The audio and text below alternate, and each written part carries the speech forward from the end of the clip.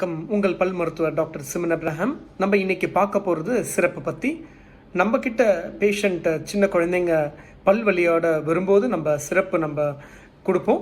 So இந்த சிறப்பு open பண்ணதுலேருந்து 1 மந்த் வரைக்கும் தான் அதோட எஃபிகசி இருக்கும். ஸோ அதுக்கப்புறமா அந்த சிறப்புக்கு அந்த அளவுக்கு எஃபிகசி இருக்காது. அதுக்கப்புறம் நீங்கள் கொடுக்கக்கூடாது. ஸோ அதனால் நீங்கள் சிறப்பு ஓப்பன் பண்ணும்போதே அந்த டேட்டை மென்ஷன் பண்ணிவிடுங்க.